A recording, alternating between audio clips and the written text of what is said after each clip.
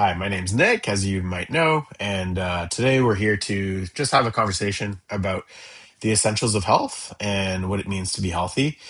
The whole premise is to bring us all to the same page on what we need to pay attention to and what we need to maybe implement to simply maybe start living healthier, prevent potential diseases in the future, or simply manage our disease that we might have now.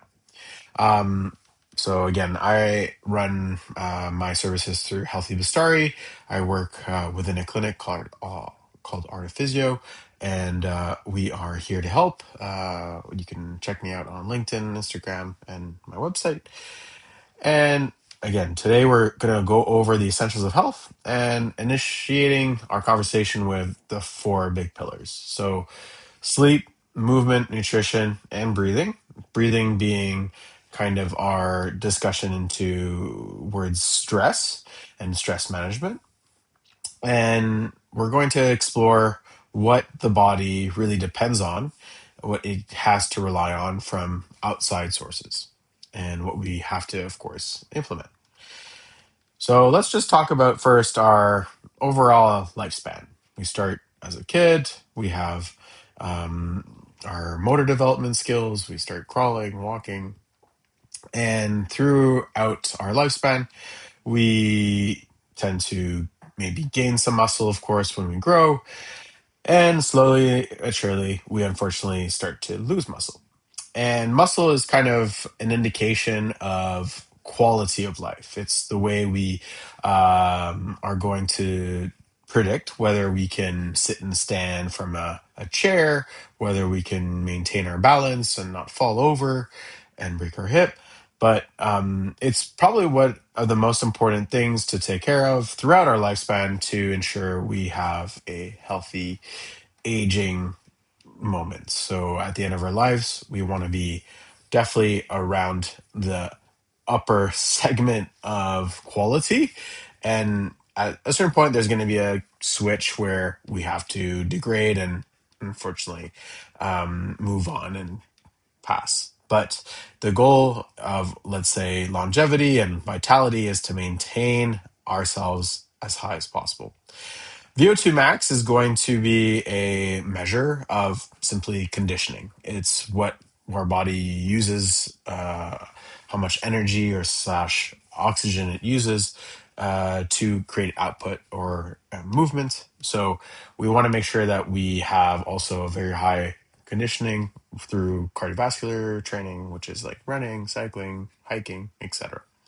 So big two things that we want to keep in mind through our little presentation here. Another thing is looking at the health cake. So I already established the four pillars, but each pillar isn't as, let's say, important as the other one. We can say that the health of our bodies and our minds is really focused solely on the sleep that quality that we can get. So the more sleep we have, the better we're going to recover from our stresses, from our activities.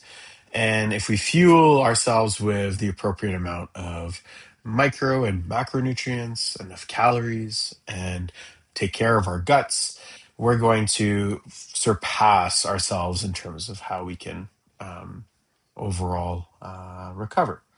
The exercise component, of course, is very beneficial, but I wouldn't say it's the most important. It's definitely the catalyzer of health, bringing us to eat better, to sleep better. It's also going to have us focus on conscious breathing, but exercise on its own isn't necessarily the biggest impactful component of our health. Do I promote exercise? Absolutely. It's kind of what I do. But breathing comes next as a way to kind of mitigate stress, also help us basically access our stress system because unfortunately we can't just de stress without necessarily focusing on it because we're in a world now with full of information and full of distractions that we really need to slow down and take the time to go through that. And on the very top of the cake, we have our sprinkles and berries and cherries and cream. It's really all the little things that can have an impact or an effect, but don't necessarily have the biggest levers, right? So, nature exposure, supplements, adaptogens, circadian syncing, these are trending words that we can really maybe add once we had our, let's say, bedrock and the four pillars safely affirmed. So let's explore those pillars. All right. So what we see is our bedrock being the sleep, where we can basically tell our bodies when to produce stress hormone, when to start growing, right? When we sleep, we tend to increase our muscle mass. This is why when we're kids, we have 10 to 12 hours of sleep because we are constantly growing. And of course, when it comes to muscle mass being a component of longevity, we want to make sure that we get enough sleep to maintain that. Oops. Sleep also has a huge impact on hunger and metabolism and risk of death. And we study this through sleep deprivation studies. It's not that we're going to purposely put people in a sleep deprived state, but some people are, unfortunately. And we see an increase of ghrelin, which is the hunger hormone, and a decrease of leptin, which is the satiety hormone. See the increase of obesity and depression, and also even decrease of socialization. And all of these are not necessarily very good for our longevity because of the risk of disease and all sorts of different risks. Now, let's take a step back and look at sleep in its structure or architecture. We have two stages. We have our REM sleep and we have our non-REM sleep. So the sleep component is really, one sec, let me see if I can. Okay. The sleep component is really composed of one, where you're going to actually be fully paralyzed, have a full ability to recover muscularly, connective tissue wise. And that's really when your eyes are moving super fast and your body goes limp. And I would say on a physical level, that's the most important. We also have non-REM sleep, which can be divided in subcategories, N1, N2, N3. But the deep sleep component in three is where we're actually going to get lots of repair in the brain. We're going to have memory forming. We also deal with like trauma or experience by kind of revisiting these types of memories. So it's super important on the cognitive level side. Of course, light sleep, stage two sleep, not necessarily the most important, but they are part of the architecture. Now, if you look at the sleep cycle, the longer we sleep, the simply better quality sleep we have. Now, of course, not everyone has 8 hours of continuous sleep, but if you do, then you're doing great. You're not going to have to optimize per se your quality sleep. There are things that we can play with to better or increase the amount of sleep, of REM sleep, sorry, within the first 4 to 6 hours of your cycle. So, of course, we can see here that it kind of goes in and out, and that's about hour and a half sleep cycles. And so we'll talk about what we can do to improve these REM cycles or deep sleep cycles through the early stages of sleep. Now, we need to really talk about the body core temperature. So, the core temperature, it increases during the day. We start to get sleepy. We go to bed. It starts dropping. And by around 2 hours before you wake up, you're going to be at your coldest core temperature. Now, that's really what's important to define your circadian rhythm, which is essentially how your body knows that it's in this present time zone and that it needs to produce stress hormone at the right times and basically create sleep hormones at the nighttime. Now, of course, not everyone is on this schedule specifically, but we are diurnal creatures. We are sun driven living beings. And so we want ourselves to be most active, most awake, mostly cognitively active during the day. That being said, we can play with core temperature to kind of adjust ourselves to those daytime activities and be sleepy at night. And what is core temperature? Or how do we play with it? Well, we play with it through mainly light exposure, exercise, eating, of course, our stimulus or stress, and cold exposure. So, that being said, you can expose yourself to bright light in the morning, especially overhead light, so somewhere in the sun, for example, or just really strong indoor lighting, and you'll have an increase of body temperature. You start working out, start walking, you start simply moving, you're going to also increase the blood flow and increase your body temperature. So, that being said, we want to sync to the circadian rhythm that we are in. Again, waking up maybe not at 6, but maybe at 8, and going to bed between maybe 10 or 12, depending on, of course, our, let's say, preference.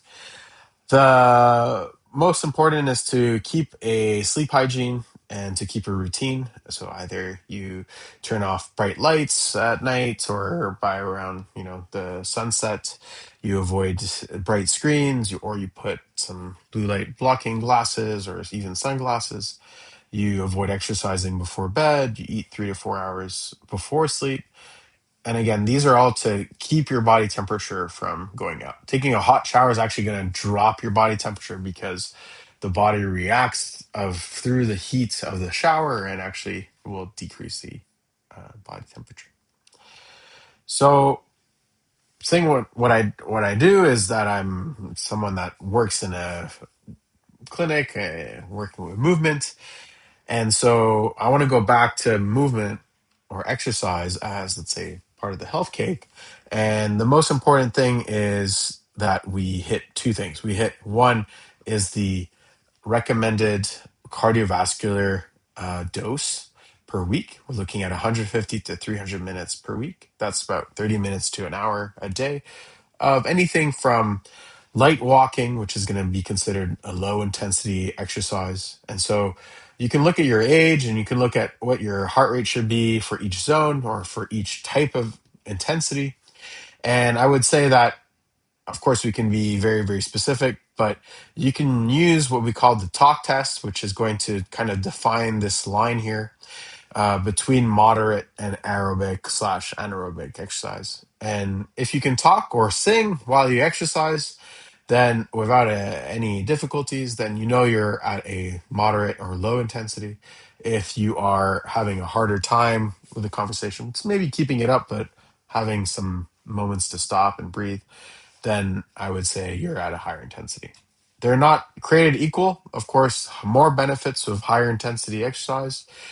There's lots of different benefits we're not going to get into today. We can get into it within my next workshop. But essentially, we want to have a combination of everything throughout the week. It's going to improve our cardiovascular system. We know that's going to be improving our conditioning and our life expectancy. It's also going to improve our mental health because aerobic exercise is actually the best in terms of improving our hormonal and, let's say, our mental state. Metabolically, we're also going to produce or burn more energy, and it can also help with weight management because we'll just be utilizing more calories a day. Now, I mentioned conditioning, muscle mass also being indication of quality of life. We want to incorporate at least twice a week some sort of resistance training. Resistance training is really where we start connecting the muscle and the nervous system through simply weight training or body weight training, anything that's going to be intentional and isolated while we are recruiting the right muscles, which is really important to not, let's say, increase our risk of injury or increase our risk of pain. And of course, the ultimate goal is to improve our muscle mass. Strength and muscle mass do have a correlation, but you can focus more on muscle and increase that will also increase your quality of life. Strength can also be a great goal to have. It's more of connecting the muscle and the nervous system together than just the muscle, and also has great benefits. So I would say both are good. What is essential to the human body? We're going now into the nutrition side of things. Well, I mentioned essential being something that we need to get from the external system. We can't produce it ourselves. So, of course, water. We are made out of mostly water and we need lots of water. So, drinking 2 to 3 liters of water a day would be ideal. And that being said, our water needs to stay in our body. And so minerals have a big impact on maintaining our water intake to be hydrating our cells and not just be excreted by our kidneys. And vitamins, well, we have lots of different vitamins to, let's say, worry about. But at the end of the day, we'll only talk about a few that are essential because of where we live and the fact that our food system is a bit broken. And we have to really consider supplementing or complementing the fact that there are problems in our food system. Minerals are going to be, again, more specific to, we'll talk about magnesium later, but also specific to the nervous system because that's how our brains work. That's how we can have thoughts and have movements because there's enough minerals that conduct that electricity. Protein and fats and carbs, those are the macronutrients. Protein and fats are highlighted because we definitely need them. We can't produce them. And they are needed for brain function and cell function. Carbs are going to be more of a fuel for movement. So we can live without carbs, but we would definitely have a better life with carbs. And carbs are really sugars, complex sugars are anything from, let's say, fruit to potatoes and to rice. That's what we want. So that being said, let's dive into the vitamins and minerals. Well, for example, magnesium has more than 300 cellular functions in the body. And magnesium is unfortunately quite in deficit in our food system. And that's mainly because we are focused on hydroponic systems and we're focused on um, basically high volume agriculture, which doesn't allow for the vegetables or the fruits to have as much nutrient density as it might have had before the Industrial Revolution. So our soils are actually depleted of magnesium, which makes our food depleted in magnesium, which makes us depleted in magnesium. So taking a magnesium supplement is definitely recommended, or simply eating very, very high density types of foods in magnesium, such as coconut water, but also more specifically, and a healthier option is probably anything green and especially pumpkin seeds. So green chlorophyll from the green pigment is going to be bound to magnesium. And on top of that, the pumpkin seeds, for some reason, have huge amounts of magnesium. So, great one to take. Vitamin D3, however, hard to find in our food. It's mainly produced in our gut. But there are huge impacts if we are deficit to have a deficiency in vitamin D3. Our bodies rely on it for 12 different functions, some specific, some are more signaling for calcium specific, and has an impact over 2,000 gene expressions. So, if without vitamin D3, we can't really have our healthy cells and healthy bodily functions. So just statistically, we have on a vitamin D3 level, 27% of people are deficient, 74% can actually improve their levels to get them into a optimal level to improve their energy, their mood, etc. And vitamin K2, huge deficiency within our population, over 97%. And those two work together because they basically signal vitamin D3 is kind of the manager of calcium, telling it where to go. And K2 will go ahead and bring that calcium to the bone. So stronger teeth, stronger bones. We also have, like I said, an immune response, and we talk about joint health for cartilage and muscle because, yes, calcium is actually part of contraction of muscles. The biggest disease is cardiovascular disease. And when we look at plaque buildup, it's one of the leading causes of cardiovascular disease. And what we are trying to get to here is that plaque is a mix of cholesterol and calcium, and that we don't want. We don't want to have our stiffened arteries. We want to have smooth and spacious arteries with lots of pliability. And so by not having enough vitamin D3, and of course, amongst having maybe a poorer diet that's high in sugar, which will destroy or damage the endothelial cells or the cells of the artery, it will basically build up a protective layer of plaque, which we'll think of it as kind of like patching up a road with a bit of cement here and there, which makes the road not very smooth actually, and not very, a nice driving experience. So we want to make sure that this stays healthy by having enough vitamin D3 and K2. I talked about the nervous system being conducted by our, again, minerals.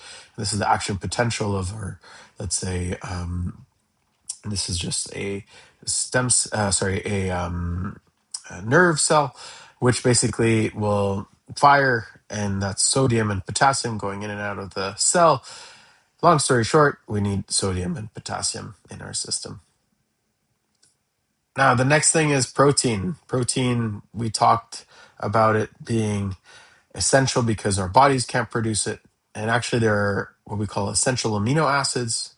So we have here all the amino acids, and 9 of them are actually not convertible. So we need to actually produce them, or sorry, get them from our food to be able to then utilize them in our bodies. Now, the one here, lysine, is the most important specifically for your muscle building ability. And when we talk about lysine, it's going to be found in, let's say, meat products such as whey protein, but also cottage cheese and all sorts of meats as well.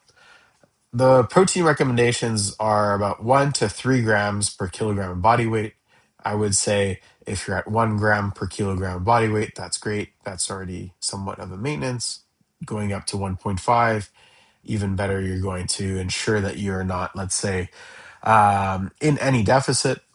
Now, 3 grams could be excessive, but at the end of the day, it's also very difficult to eat 3 grams of protein per kilogram of body weight. So, at the end of the day, we need to simply prioritize our protein intake through every meal, and we'll hit somewhere around these recommendations. If you need any help with that, just let me know. And so, one essential thing to consider is that your energy system are basically 3 systems. You have your aerobic or oxygen specific oxidative phosphorylation, which is just saying that we breathe in, we breathe out, we're going to produce energy and actually go through the day. And that's how most of the time we're producing energy. We're also going to have to use carbohydrates, like I was saying, for movement.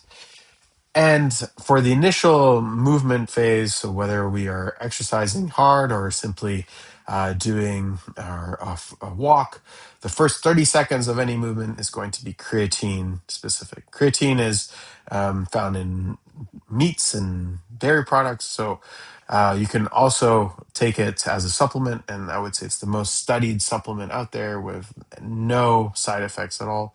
So if you're not taking creatine, you might want to consider that unless you're eating a lot of meat or dairy products. For the fat component, we talk about essential fats. We have 2 that are basically not produced in our bodies: omega-6s and omega-3s. Omega-6s are found in anything vegetable fat. Basically, you'll have a very extremely high amounts in processed oils such as soybean oil, walnuts, corn oil. We have, yeah, more whole foods coming down here. There's, of course, certain meat products that have omega 6s as well. And yeah, at the very essence, our Western slash modern diet allows us to have lots of essential omega 6s. And going back now to the second one, which is the omega 3, well, they're found in marine based types of foods. So shrimp, mackerel, sardines. And actually, when we look at omega 3s, we see a huge correlation with longevity because omega 3s are going to be responsible for managing our blood pressure, making sure we have flexible, pliable endothelial cells or arteries.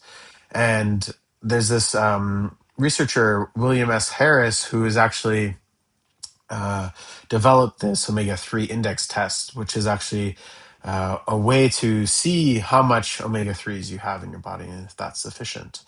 And it's actually been linked to many, many diseases, anything from Alzheimer's, dementia, I mentioned cardiovascular disease, and it can also decrease the impact of oxidative stress, basically through smoking or through pollutant exposure, has a big impact on inflammation.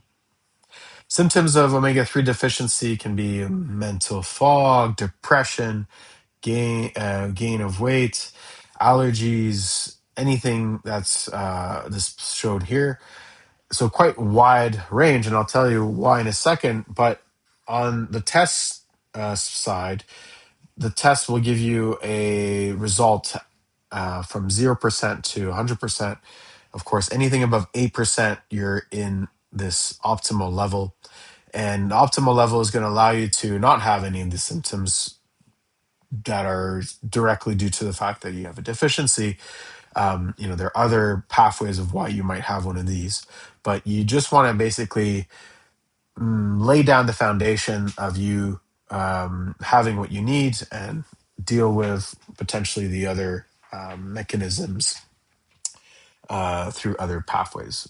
So omega 6s, like I mentioned before, also essential, but the ratio between them need to be a certain level to ensure that we can deal with inflammation properly. So anything above a 3-to-1 ratio, when you have three more times omega 6s than omega 3s, then you're going to be in a good place. Your brain's going to be healthy. You're not going to react if you had a bad night of sleep in regards to inflammation, or if you had bad food, or even are in a stressed period.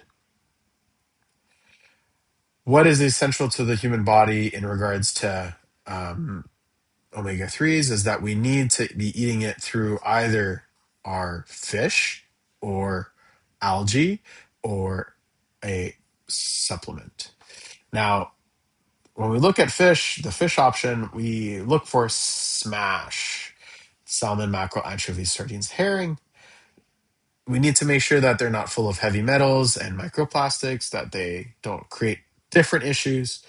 But we also need to be aware that while it can be quite pricey, because we actually need around 700 to about 1.5 kilos of fatty fish a week. So that's about 100 to 200 grams a day. Now, it, yeah, might not seem so much, but it's actually going to add up on the grocery bill, that's for sure. And when we look at the amount of available fish in the food supply, we actually do not meet the standard or the demand because, well, if everyone were to eat 1.5 kilos of fatty fish a week, sorry, that wouldn't really meet our supply.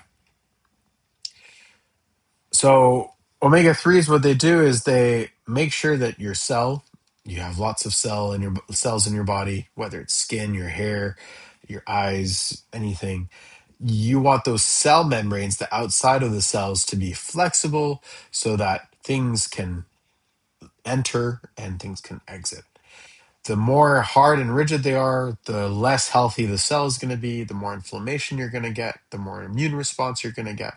So it's basically like having bad oil in your car. It's not going to make your engine run very well. And like I mentioned before, we have so many cells. The whole body consists of cells. So omega 3s, that's why they have such a big impact on the whole body, is because they can impact every cell. Now, I mentioned that we want to have optimal levels, but optimal levels are hard to study. And right now, the recommendations are to have 250 milligrams of DHA and EPA, but that's not necessarily for the optimal blood levels, but simply to not basically suffer from a symptom of deficiency. So when we look at, let's say, immune system, muscle function, we want them to work, and so we need this amount. Now, to actually have optimal levels, we need somewhere around 1,500 milligrams of DHA to EPA, which are just fancy names for the types of omega 3s, which are found in fish oil or fish products. Um, so yeah, they have huge impacts on our health. And in my perspective, it's best to outsource this to high quality companies that source things sustainably and efficiently, to not have heavy metals, not have um, microplastics, and basically doing a test with that will allow you to understand and know where you're at with your overall omega 3 level. Now, stress is by far, something that we don't necessarily have perception of, but it's by far a leader of driving disease, right? It's going to increase our risk of heart disease. It's going to increase our risk of um, any type of cancer. And I think at the end of the day, we need to understand that stress is part of or is a response of the autonomic nervous system, which controls your heart rate, it controls your digestion, it controls your breathing, and other things, of course. But um, it's very difficult to get ourselves to not um, stress out, right? And to not be at the mercy of our autonomic nervous system, which is, by the way, subconscious. Now, out of those three things, it's very difficult to sit here and control my heart rate and say, hey, I want to beat at 120 beats per minute. That's not really how it works. Of course, you can exercise, you can up your heart rate, you can do things to improve your resting heart rate, but it's hard to just consciously do that without actively doing something. Digestion, I can't tell my body, hey, it's time to digest, we got to do it now, do it well, do it effectively. It's all basically at the mercy of your body doing its thing subconsciously. Now, breathing is a bit different. We can choose to breathe deeply, we can choose to breathe slowly, or more rapidly, and that's going to actually drive our autonomic nervous system. So it's kind of the one thing we can do to see if we can be in a fight and flight state or rest and digest. So, of course, exercise brings our heart rate up. It's going to make us more in a fight and flight mode. Now, when I want to rest and digest, I need to maybe slow down my breathing and take deeper breaths. And so when we talk about breathing, we need to make sure that we implement some sort of conscious behavior to allow us to get into this rest and recovery state through diaphragmatic breathing, which is your belly breathing. Breathing with your mouth closed, breathing through your nose, taking deep breaths. These all have a huge signaling component towards recovery and rest. Now, the fight and flight, that comes a bit more naturally because we're breathing through the chest, we're heavy breathing, we're breathing fast, and with our mouths open. So, what I do want you to do after this workshop or this little presentation is that you go ahead and lay down on the floor. You put a book or something a bit more heavy onto your belly, and you just try to breathe normally. and see if you can breathe through your belly, and you can move your weight or your book up and down. And notice whether you're breathing in increases or makes the belly bigger and pushes that weight up. And as you breathe out, you pull in your belly and you bring your book in, your navel towards the ground. And so that's going to indicate whether you're diaphragmatic breathing or chest breathing. And if you are doing the opposite, where you're breathing in and your belly goes down, and then you breathe out and your belly goes up, then we know that you're kind of in this fight and flight mode, and that you are subconsciously maybe not aware, but you're subconsciously a little bit more stressed out than you should be. And you want to simply re regulate yourself by breathing in through your belly. So there's a lot of information today. The takeaways are the following: the bedrock, sleep. We want to sleep enough, 7 to 9 hours. Have a sleep routine, follow good sleep hygiene, which is going to allow you to breathe and sleep deeply. And at the end of the day, we simply want you to have enough quality sleep, right? Because quality sleep is going to allow us to, have better recovery. Moving 30 to 60 minutes a day, that's the goal. Resistance train twice a week to maintain good muscle mass. Drink 2 to 3 liters of water a day. Have enough salt, because salt is going to make sure that we have lots of water in our system so we don't start to lose the water unnecessarily, and hydrate the cells. And the last thing, of course, is have enough of your fats, enough of your essential proteins and carbs when you exercise. And finally, yeah, you can supplement. That's, I would say, the best way to ensure that you don't have to actively think about it all the time. But you can also adapt your diet to meet what you need, and make sure you have plenty of sunshine during the months of April to October, maybe half an hour to an hour a day of a full skin exposure. And yeah, of course, being careful for not burning yourself. But and if you're in the northern hemisphere, you want to make sure, or if the deep south, of course, as well, you want to make sure you have enough vitamin D3, K2, to make sure that you're maintaining a nice, healthy human immune system. So going back to the health cake, we talked about sleep, nutrition, exercise, and breathing. It's important to remember that sometimes we might not be in a state of being able to exercise, right? Because maybe we're so tired, we're in a funk, we're not finding a good rhythm.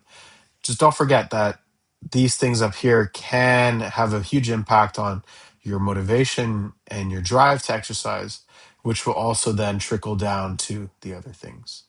So supplementation, yes, is at the top, but it might actually incentivize you to start moving more, to start sleeping more, or sleep better. So yeah, I hope that was and not too hectic of information.